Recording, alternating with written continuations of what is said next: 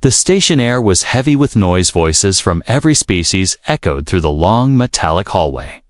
Neon signs flashed job offers in 10 different languages. The smell of engine oil and hot food mixed with the sharp scent of disinfectant. But Sierra didn't notice any of that. She only noticed the cold metal under her bare feet and the small weight of her daughter in her arms. Her child, Nari, was asleep, head resting against her shoulder, thin, tired, and pale. Just like her mother, Sierra. Stopped in front of another job booth. A large alien with green horns and a wrinkled robe looked down at her. "Please," Sierra said softly. "I can clean, cook, repair fabric units. I will work double shifts. Just give me a chance." The alien looked at her child and made a disgusted sound. "You carry a burden. You are not strong." Next, Sierra's lips trembled. She bowed and stepped away, whispering to her daughter, "It's okay, Nari. We'll try the next one." It was the 6th rejection in 2 hours. Her legs ached. She hadn't eaten since the day before. The spaceport was massive, but every door seemed closed for her, kind especially for a single mother of a disgraced race. Her species once held power in the outer colonies. Then the war came. Their homeworld was attacked. They lost everything: status, respect, and rights. Now they were called Drax, a slur meaning fallen. Sierra remembered what she used to be a language technician, fluent in 7 tongues. But here, she was just a desperate woman with a child. She reached the next booth. A robotic worker looked up. "State your skill." "I can translate, clean, handle customers." Rejected. No openings. The robotic head turned away before she even finished. Tears filled her eyes, but she blinked them away. Nari needed her to stay strong. She sat on a bench near a glowing trash chute. Her daughter coughed softly in her sleep. Sierra covered her with her only shawl.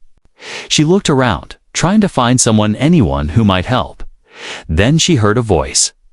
Calm, deep. "Are you okay?" She turned. A human stood there.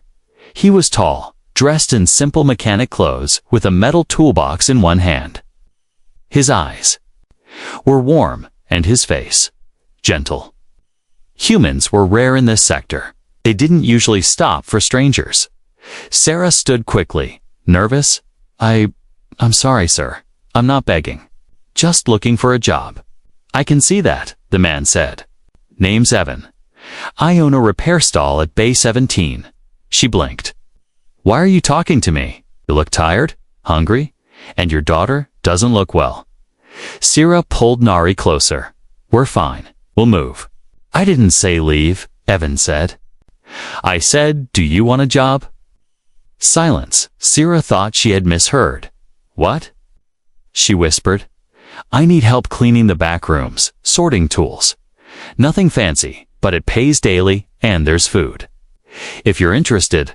Her legs almost gave out. "But you don't even know me." "I know a tired mother when I see one," Evan replied. "And I know when someone just needs one chance." He handed her a small card with his shop's name. "Evans Fix-It Dock, Bay 17. I'll wait for 1 hour. If you want the job, come find me." And then he walked away. Sierra sat back down, holding the card like it was a treasure. Was this real? Was it a trap? Many aliens had tricked desperate women like her before, but something about the human's voice had felt real. Nari woke up, rubbing her eyes. "Mama, food." Sierra looked down at her daughter. Then at the card dot, she stood up. They began walking toward Bay 17. Sarah stood outside Bay 17, holding her daughter tight against her chest. The repair shop was not big. It had rusted walls, a broken sign, and scattered parts lying outside. Sparks flew from one corner where a robot arm was fixing a busted hoverbike. The smell of oil and metal filled the air.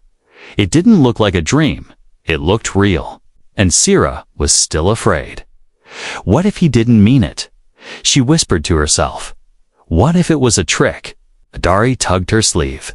Mama. Tummy hurts. That was enough. Sira took a deep breath, adjusted the shawl around her daughter, and walked through the open door.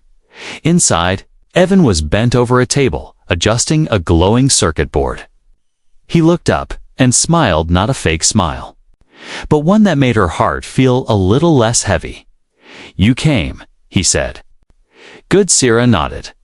If the offer still stands, I will work.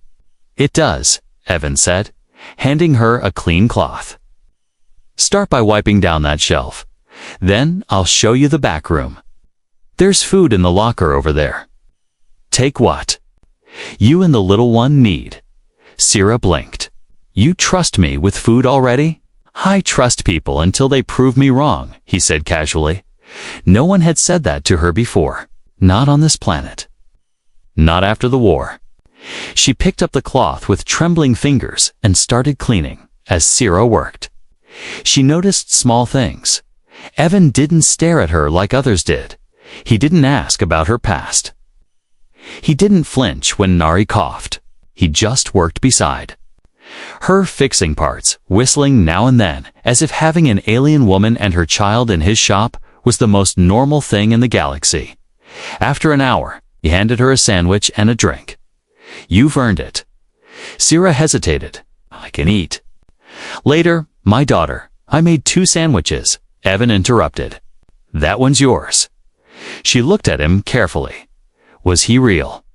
Nari sat on the floor with a small plate of warm noodles. Her big eyes were wide with joy. Mama, this is yummy. Sira couldn't hold back her tears anymore.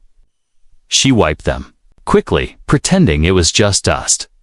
Later, as she wiped the front window, a tall alien customer walked in. He looked at Sira with disgust. You're letting that kind work here? Hi. He asked Evan. Evan didn't even blink. She cleans better than most, works twice as hard, and her kid doesn't scream. Got a problem with that? Atelian scoffed and walked out. Sira froze. You'll lose customers because of me. Evan shrugged. Then they're not the kind of customers I want. Sira didn't know how to respond. On her world, respect was earned with power and silence. But this human respected her without asking for anything. That evening, Sira finished cleaning the back room. Evan handed her a small credit chip. Your first payment. Come back tomorrow if you want. You're paying me daily. She asked in disbelief. Of course, I know you need it. She stared at the chip. You're not like other species. Evan laughed. Humans are weird like that. We have strange rules. We help when we can. We give people second chances. Sira tilted her head. In my culture, a single mother is seen as broken, useless. Evan looked at her seriously. On Earth, a single mother is called strong. Those words sank deep into her heart. That night, Sira and Nari slept in a corner of the cargo bay, curled under a blanket Evan had given them. It wasn't soft, but it was warm. Safer than anywhere they had stayed in months. Nari held a small plush toy Evan had quietly placed beside her. It was old, patched, and missing one eye, but she loved it instantly. Sira lay awake, watching her daughter breathe. She whispered, maybe, this time, things will be different. But in her heart, she still carried fear. What if this was temporary? What if Evan changed his mind? She had trusted before and been burned. Outside, Evan looked up at the stars while cleaning his hands with a rag. He noticed something across the street, an alien watching the shop from behind a dark pillar. Someone had noticed Sira. Someone who didn't like that she had found safety here. He narrowed his eyes. This wasn't going to be easy, but Evan had already made up his mind. The next morning, the spaceport was already buzzing. Ships were taking off. Traders were shouting. Robots zipped by carrying cargo inside Bay 17. It was peaceful. Sira swept the floor carefully, her hands still sore from the day before. But she didn't complain. The work was honest. The pay was real. And her daughter was smiling again. Little Nari sat in the corner with a small box of spare bolts and metal rings. She played quietly, building pretend houses out of junk parts. Evan had given her the box that morning and said, "Let her use her imagination." Sira had never seen her daughter so focused, or so happy. She kept glancing at Evan still, unsure how to read him.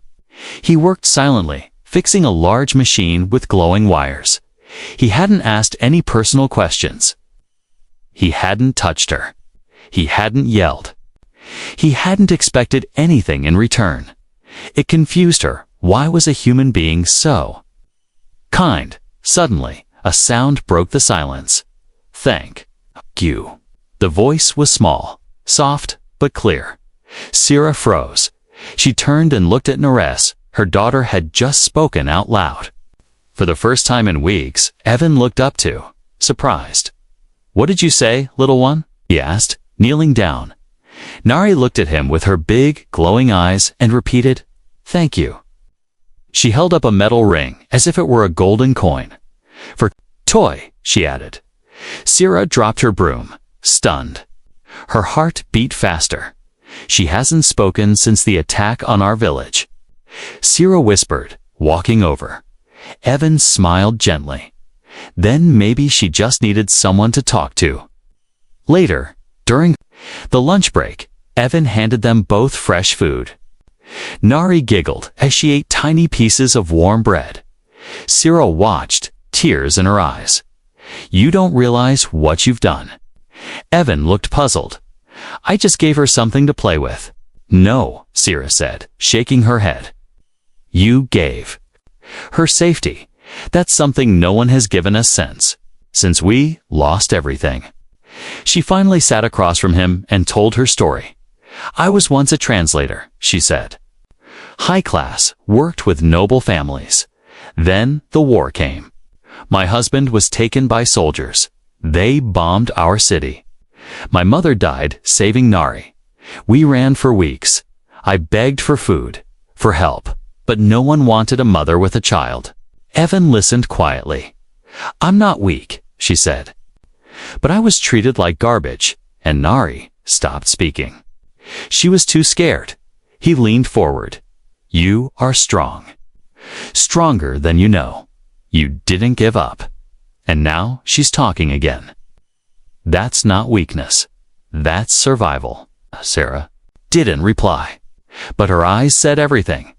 That evening, an alien woman came to the shop with a broken communicator. As Evan fixed it, the woman stared at Sira and whispered, "He pays you." Sira nodded. The woman scoffed. "Why would a human waste money on a drac?" Before Sira could respond, Evan's voice cut through the air. "She works harder than any mechanic I've hired. Speak like that again, and you can take your broken junk elsewhere." The woman left without another word. Sira looked at Evan in shock. "You didn't have to defend me." "Yes, I did," he said. "Because I don't hire people based on species. I hire based on heart." That night, as they locked the shop, Evan handed Sira a bag. "What's this?" she asked. "Just a few clothes and a sleeping mat. My sister left them when she passed through." Sira took the bag slowly, her eyes full. "You're helping strangers." Again, Evan shrugged. "Strangers are just friends you haven't met yet." Sira looked down at Nari, who was now holding Evan's hand without fear. The little girl was humming a song Sira used to sing during better times. "Human," Nari suddenly said, pulling Evan's sleeve. He looked down. "Yeah." She pointed to her chest. "Name, Nari." He smiled. "That's a beautiful name, Nari." She smiled back. "Safe. With you." Evan blinked. He didn't say anything. But he reached down and gently squeezed her tiny hand. That moment changed everything, far above the shop. On a dark rooftop, a figure watched them through glowing red lenses. He tapped a button on a small device. Target still with the human. He said, "They're growing close." A voice crackled through the comms. "We wait. Let her trust him more." Then we strike. The figure turned off the device and vanished into the shadows. Inside Bay 17, Sira tucked Nari under the blanket and sat nearby, her back against the wall. Evan was still working in the front, fixing another part under soft yellow lights. She watched him quietly for the first time in forever. She allowed herself to hope. The next few days passed quietly, but not peacefully. Sira worked hard every morning at Bay 17, cleaning shelves, sorting tools, and helping customers with translation. Nari grew brighter, happier, laughing, even humming sometimes as she sat near the counter, playing with scrap parts or drawing in dust on the floor. But something felt wrong. Sira noticed strangers watching the shop from across the walkway. A tall alien male with glowing tattoos walked by twice a day but never entered. A cloaked figure paused outside the door and left without saying anything. Even the robot delivery unit had its camera linger longer than usual, and that morning, something worse came. To security enforcers, tall, armored aliens wearing black uniforms and sharp glowing visors stepped into the shop. Evan was at the back repairing a broken fuel injector. Sira was sweeping the front when she looked up and froze. Nari immediately ran behind her mother, hiding her face. "State your name," the taller enforcer said, voice metallic and loud. Evan walked over calmly, wiping grease off his hands. "Can I help you?" "We received reports of illegal labor at this business," the enforcer said. "Specifically, the employment of an off-world Drac citizen with no valid work license." Evan raised an eyebrow. "Her name is Sira, and she's working here legally under human rules. My business, my employee. Nothing illegal." The second enforcer looked at a glowing tablet. "Your human work rights don't override port regulations. The Drac woman is undocumented. So is the child." Sira clutched Nari tighter. "I'm giving her honest work and safe shelter," Evan said firmly. "She's not a threat." The taller enforcer stepped closer, visor flashing. "Intent does not matter. She is unregistered. She must report to immigration holding by tomorrow morning. If she fails to appear, she will be forcibly removed." Sira's eyes widened in panic. "Does that mean?" "It means," the enforcer said coldly, "you will be taken to a detainment sector outside the city for processing. Your child will be assigned to a caretaker unit. That is the law." Evan stepped between them, face hard. "You're not taking her. You have 24 standard hours," the enforcer repeated. "Then we return." They turned and left, boots echoing as they walked out. The shop went silent. Sira collapsed to her knees, holding Nari, who had started crying again. Her little fingers gripped her mother's clothes so tightly they were turning pale. "I can't do this again," Sira whispered. "I can't lose her. They'll separate us. They always do." Evan stood still, fists clenched. "They're bluffing." "No," Sira said, her voice shaking. "This planet, this system, they've done it before. That's how I lost my sister. They came in the night and took her and her baby. I never saw them again." Evan sat down beside her. "Then we don't let that happen. We fight it." "How?" Sira asked. "I have no ID, no documents, no homeworld, no rights." "You have me," Evan said. That evening, the shop stayed closed. Evan paced back and forth while Sira sat in the back room, holding Nari close. "We could run," she whispered. "I've run before. You shouldn't have to," Evan said. "You're not a criminal, but they see me as one. All because I have a child. All because I'm Drac." Evan looked out the window. The same alien with the glowing tattoos was watching again. He didn't look away. I have an idea, Evan said suddenly. There's a colony at the edge of the neutral zone. It's half human. The laws there are different. They don't care about species, just skills. Sierra looked up. I can't pay for transport. I can, Evan said. Her breath caught. But that's everything you have. You'll lose your shop. I'll rebuild, Evan said quietly. But if they take you away, I lose something much more important. Silence fell between them. Heavy. Real. Sierra touched his hand. Why do you care so much? He looked into her eyes.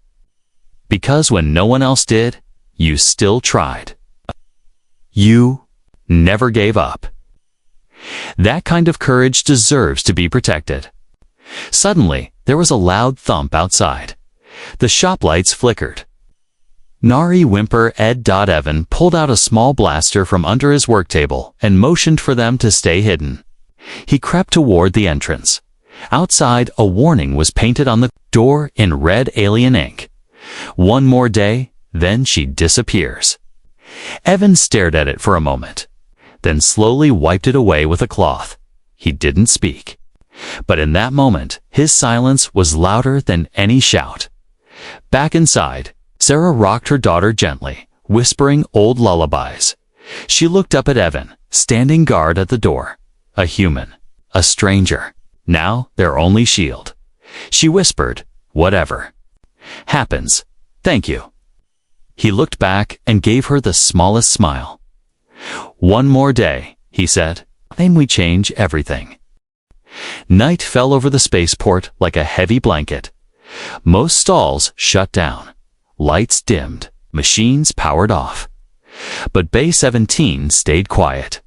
An alert. Evan sat near the door with a small plasma wrench in one hand and a blaster pistol in the other. His eyes stayed on the street. He hadn't slept. Not even for a second. Inside the back room, Sierra curled up next to Neri, keeping the girl warm with her body. The child's soft breaths rose and fell. But Sierra stayed awake, heart pounding. Her thoughts raced. She knew the warning written on their door was no bluff. Tomorrow morning, the enforcers would come, and if she was still here, they'd take her. But something worse happened first. Just past midnight, the shop sensors blinked. Red. A warning alarm flashed. Motion detected. Evan stood instantly. He didn't hesitate. He peeked through a slit in the door. 3 dark figures in stealth suits moved silently across the street. Their movements were smooth, military trained, not local security. They weren't here to talk. They were here to take Duddy. Evan turned to Sierra, wake Nari. Now Sierra sat up, terrified. Is it the enforcers? No. Evan said, checking the charge on his blaster. Worse, mercenaries. Sierra's blood ran cold. For me? He nodded. Someone wants you gone quietly. Nari began to stir, confused. Mama. Sierra pulled her into her arms and held her tightly.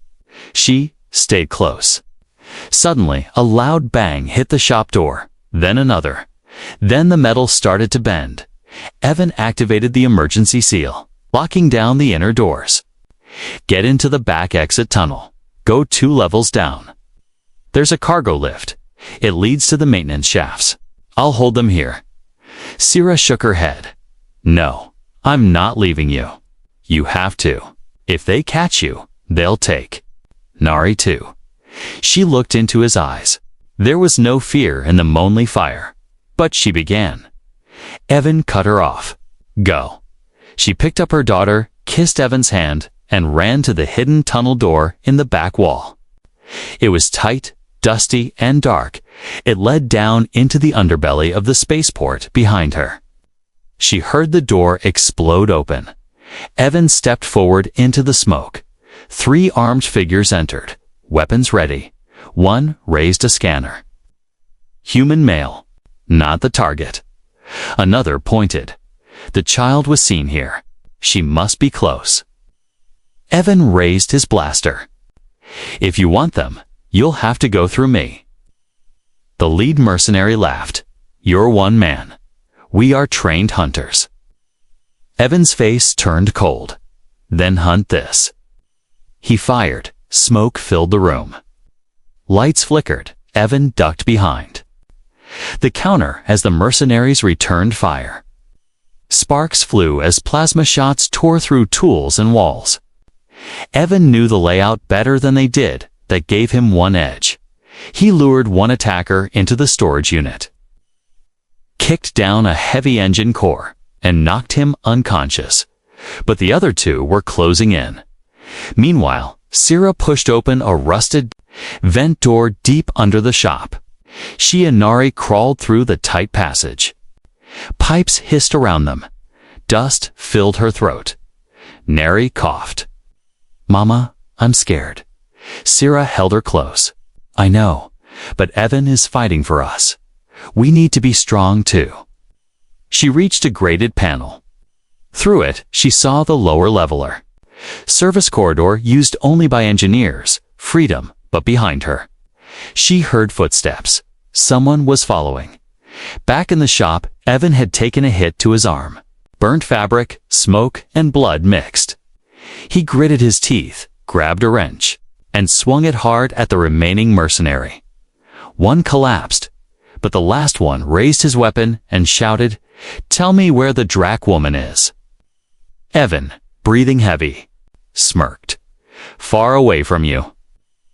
He hit the emergency overload switch on the power grid. The room exploded in light, every wire, every outlet bursting with energy. The last mercenary dropped, stunned. Evan fell to one knee, dizzy. But alive in the lower corridor, Sira broke open the grate and dropped down. Holding Nari close, they ran behind them, the last figure, fourth mercenary. Unseen until Nell emerged from the shadows.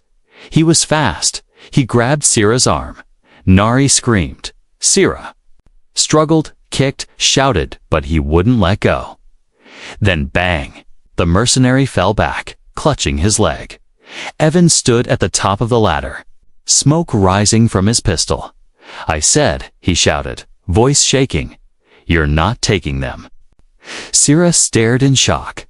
"You followed us?" He grinned. Didn't want to miss the fun. He limped down, grabbed Nari, and pulled them both into a side hallway. Moments later, alarms went off all around the sector. The mercenary squad had triggered an unauthorized attack. Local security would arrive soon. It was time to vanish.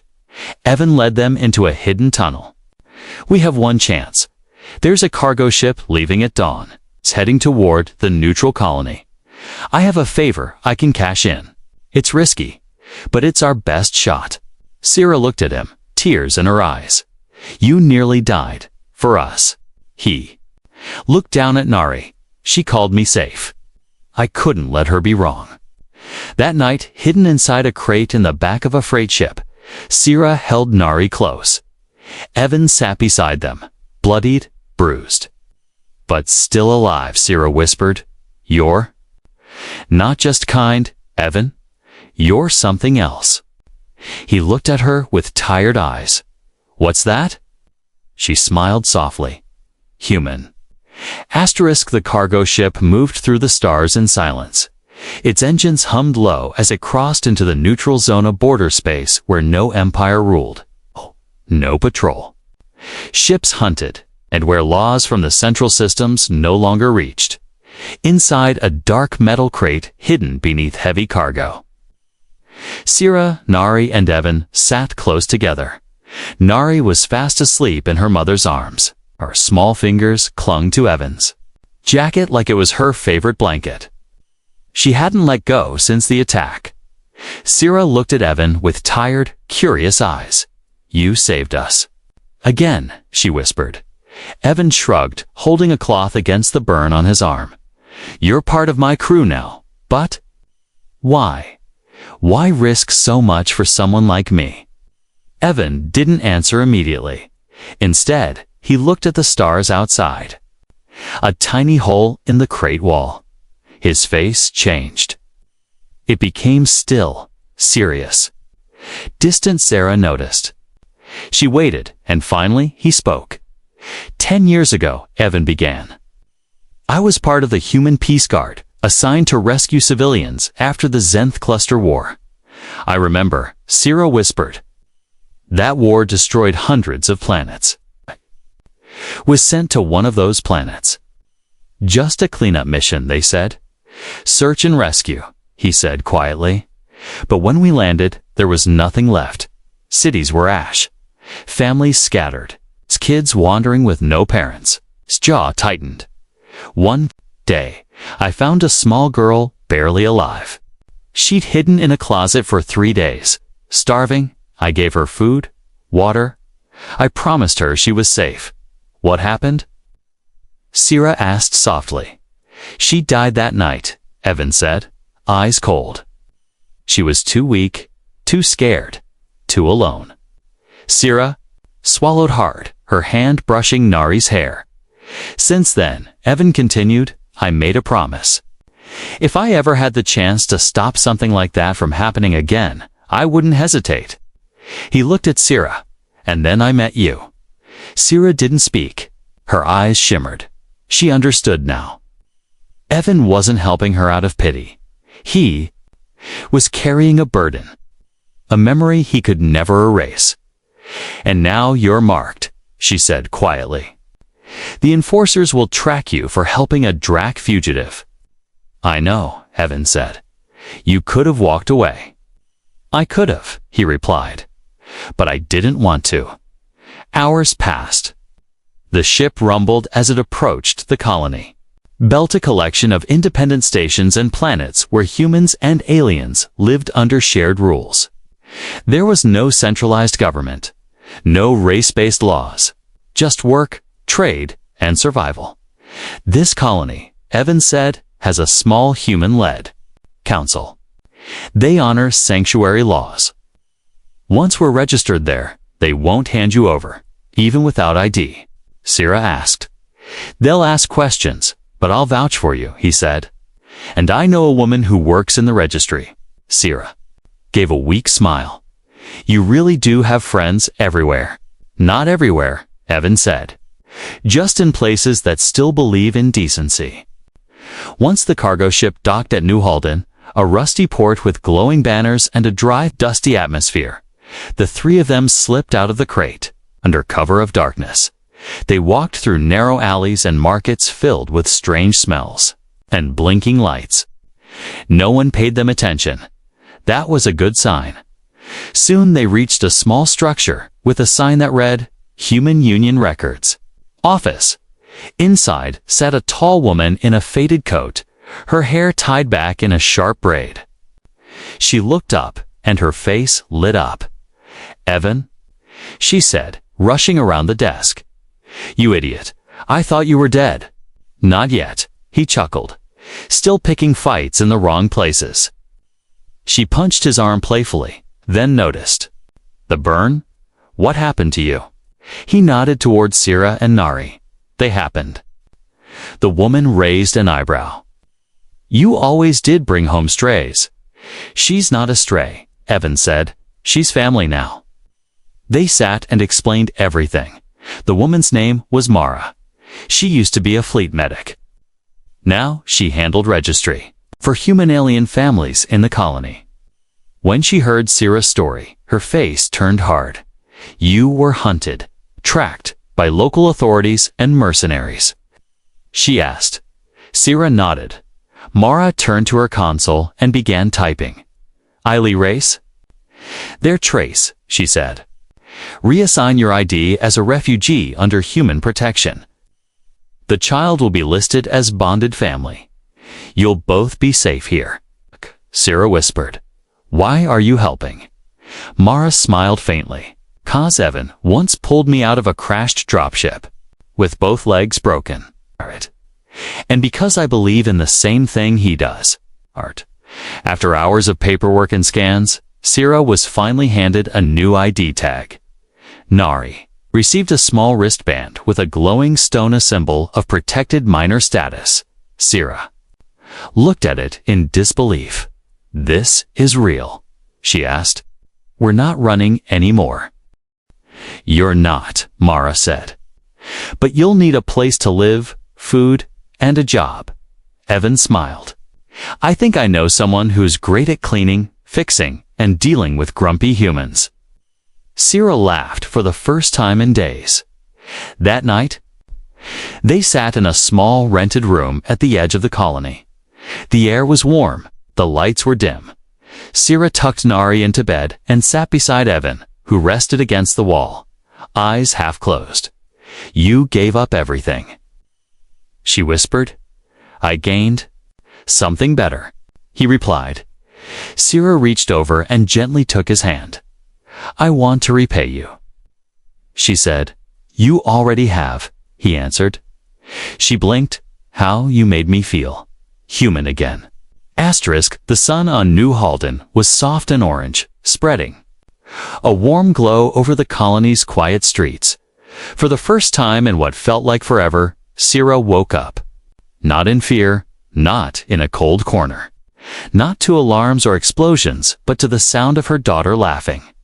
She sat up quickly, heart racing from habit, until she saw Nari dancing around the small rented room, wearing a clean new tunic and holding a toy made from recycled wire and cloth. Sierra smiled, her hand covering her mouth. They were safe. They were still together. Evan entered through the open doorway, carrying a box of supplies and 2 cups of warm liquid. His clothes were less dusty now, but his limp still showed. The burn on his arm was healing. "Morning," he said casually. Sierra stood and took one of the cups. "You brought food again?" He grinned. "You're part of my crew. Gotta feed the crew." She sipped slowly. It was thick and sweet, tastes like honey. Almost is. Synth-made, but close enough. They sat near the window, watching the colony streets slowly come to life. Humans, children, robots all, walking side by side. No one stared at her, no one whispered, no one judged her. It felt like another world. Later that day, they went to the colony registry center. A small crowd was their families registering children, workers renewing IDs, vendors getting trading licenses. When Sierra stepped inside, the man at the desk didn't even flinch at her alien markings. "Name?" he asked. She hesitated. "Sierra of the Drac lineage." Evan gently touched her shoulder. "You can just say Sierra now." She smiled faintly and nodded. "Just Sierra." The clerk typed, then looked up. "Do you want to register the child under your name?" Sierra looked down at Nari. "Yes." The man typed again. "Any other family to add?" Sierra paused and looked at Evan. Her voice trembled, but she spoke clearly. "Yes, one more." Back at the new repair stall, Evan had started building just a few crates, tools, and a sign that read E&S Fix-It Corner. Nari was already helping her mother sort parts. Evan stood nearby, welding 2 panels together. "You didn't have to." "Add me," he said, without looking. Sierra knelt beside a pile of tools. "I wanted to. You've done more for us than anyone ever did." He smiled. "And now we have to name the shop after both of us." She teased. Well, S&E Fix-It didn't sound as good. They both laughed as the days passed. Things slowly changed. Customers began to return, some curious, some skeptical, but all surprised by the speed, care, and friendliness they found at the shop. Sierra had a way of explaining things clearly, even to frustrated aliens. Evan handled the machines. Nari sometimes ran messages or handed tools. Together, they were a team. One afternoon, an alien family entered the shop. A mother, father, and small child. The mother hesitated when she saw Sarah, but then smiled. "You're the one they call the brave Drac woman, right?" She asked. Sarah blinked. "I don't know about brave, but you are," the woman said. "We heard what happened, but you survived. People talk here. You gave others hope." Sarah didn't know what to say. Evan stepped forward, grinning. She also fixes broken navigation panels in record time. That made the alien mother laugh. Then we'll be back. Later that evening, Sierra found a small package outside the shop. No name, no note. Inside was a necklace, simple, silver, with a charm that said, Mother, Fighter, Free. Sierra stared at it for a long time before gently placing it around her. Evan watched from the doorway. You okay? He asked. She nodded. I think I'm finally starting to believe it. Believe what? That I'm not just surviving anymore, she said softly. I'm living. That night, after putting Nari to bed, Sierra stood outside under the stars with Evan beside her. The colony lights flickered in the distance. The air was warm, calm. You ever think, Sierra whispered, that one act of kindness could change someone's entire life? Evan looked at her. I don't think it. I know it. They stood in silence, watching the stars. Then Nari called from the doorway, rubbing her eyes. Mama, Evan. Sierra looked at Evan. She's never called anyone except me before. Evan smiled. I can live with that. Sierra turned to Nari. Yes, sweet one. We're coming. And for the first time in a long time, her voice was full of peace.